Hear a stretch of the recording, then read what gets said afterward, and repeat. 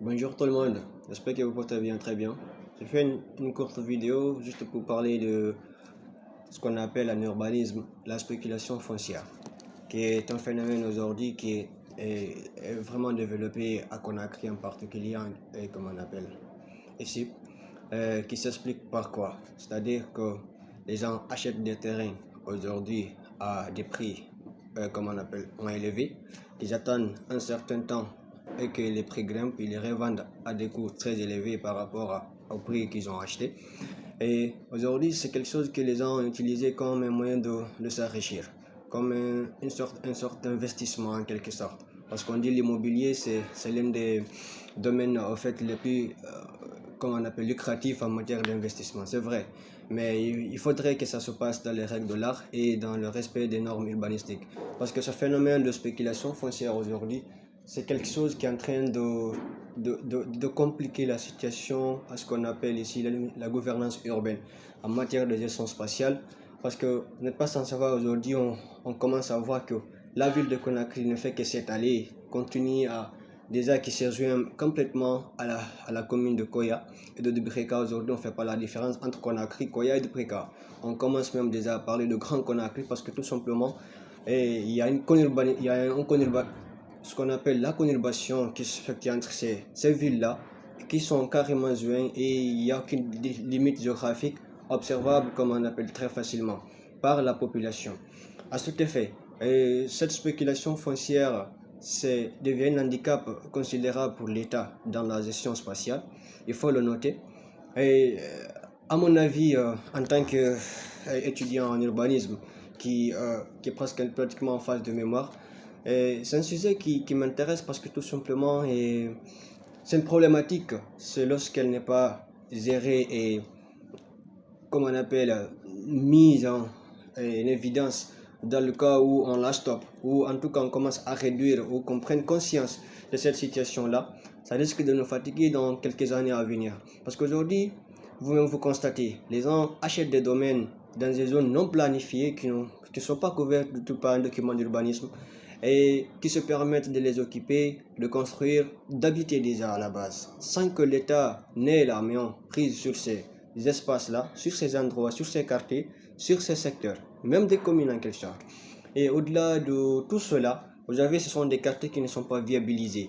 On parle de lotissement. Un lotissement fait, comme on appelle, à moitié chemin, c'est-à-dire les un tiers de lotissement qui se fait. Parce que tout simplement, tout ce qu'on fait dans ce lotissement, soi-disant lotissement entre guillemets, vous permettez la terminologie, c'est que on vient, on trace, on délimite l'espace en quelque sorte avec les particuliers, surtout les propriétaires de ces domaines-là, et les propriétaires coutumiers en quelque sorte. Et on trace les routes, on délimite tout cela, les bornes, on fait la parcellisation, et puis c'est tout. À la limite, on fait une installation électrique parce qu'aujourd'hui, ouais, ça sans savoir que les désirs au moins fait beaucoup d'efforts dans ce domaine-là, bien que le courant n'est pas assez stable, mais au moins, tantôt qu'on a crié, voire même qu'il y a aujourd'hui du Préga, tous tous les quartiers ou secteurs sont accessibles par le courant électrique.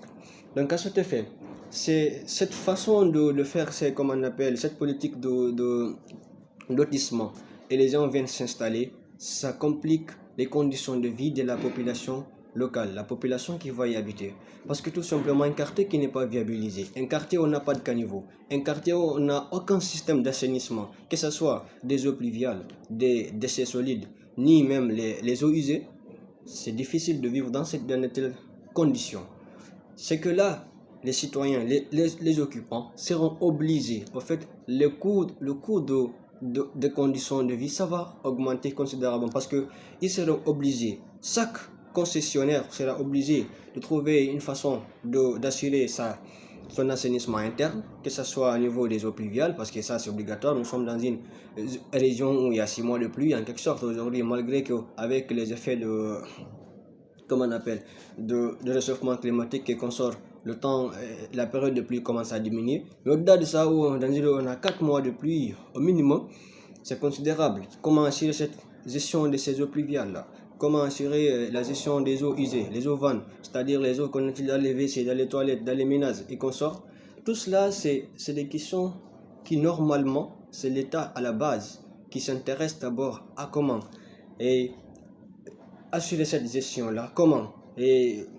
Comment assurer la production, c'est-à-dire la gestion de ces eaux, le drainage de ces eaux, le traitement de ces eaux avant évacuation dans la nature. Parce que pour s'inscrire dans le cadre de développement durable qu'on est aujourd'hui, le concept de développement qui est beaucoup plus répandu dans les projets urbains, même les projets ruraux, et tout ce qui va avec dans tous les domaines en quelque sorte. Donc cela fait que les citoyens, les occupants, ont plus de mal à assurer leurs besoins en matière de logement, des conditions de vie, comment d'assurer la gestion, comment on appelle l'assainissement de leur milieu, comment on appelle de vie. Voilà, il y a tous ces aspects-là qui compliquent un peu le mode de vie du Guinéen. Voilà, aujourd'hui, ces mêmes personnes qui viennent acheter des domaines non viabilisés, ils viennent, ils construisent, commencent encore à se lamenter, à dire que l'État ne fait pas son travail. C'est vrai que oui, l'État normalement doit toujours anticiper le niveau de développement urbain.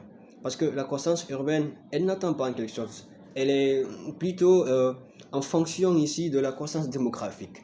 Et dans la ville, on ne peut pas dire carrément que non, c'est juste un tel nombre de personnes qui doivent y habiter. Parce que plus les activités économiques sont là et il y a des opportunités de travail qui se développent, en gros, la croissance économique, plus elle s'accélère, plus la démographie, les gens vont venir. Et ça va entraîner la croissance démographique en même temps. Et à ce niveau-là, c'est la croissance urbaine qui va aussi intervenir.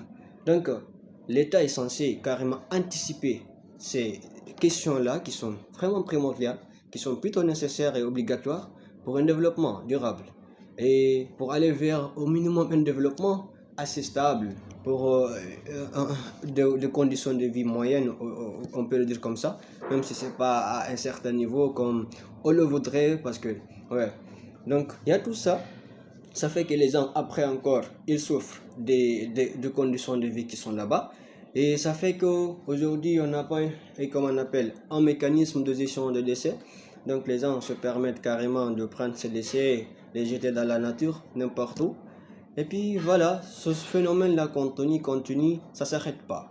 Et aujourd'hui, on ne fait pas d'alerte, on continue dans ces conditions. L'État ne s'intéresse que pratiquement à la première limite de Conakry aujourd'hui, alors que la situation a carrément changé. Donc voilà ce que j'estimais dire un peu par rapport à ces questions-là.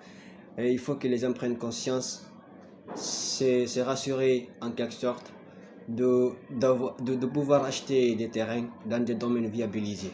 En fait, vous le faites pour vous d'abord, à la base, parce que ça va vous faciliter les conditions de vie. Imaginez, vous vivez dans un quartier où il y a déjà des systèmes d'assainissement d'eau, comme on appelle la gestion des eaux pluviales, des eaux de vannes et usées.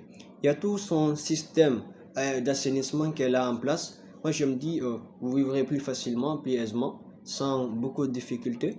Mais malheureusement, aujourd'hui, l'État est en retard et la population aussi évolue dans une situation assez catastrophe et vraiment inquiétante parce qu'elle n'est pas du tout consciente des conséquences et des enjeux qui sont liés à l'occupation de ces espaces-là. Parfois, qui sont des espaces qui sont carrément des zones à haut risque, qui sont des zones non aedificandi, et des zones inondables qui occupent des espaces carrément qui sont réservés, qui sont des domaines de l'État. Ils ne sont pas conscients de cela. Ils achètent des domaines et par après un jour, parce qu'il faut qu'on se dise la vérité, c'est vrai que c'est difficile d'espérer beaucoup un changement aussitôt dans ce pays-là, mais tôt ou tard ça viendra. Et lorsque ça va venir, les gens vont en souffrir. Donc, c'est juste un petit message que je voulais passer aux gens, de prendre conscience de ce phénomène. Et j'espère que ça va vous aider et comprendre un peu comment ça se passe, le phénomène de spéculation foncière et ses conséquences sur la vie des citoyens. Merci, à la prochaine.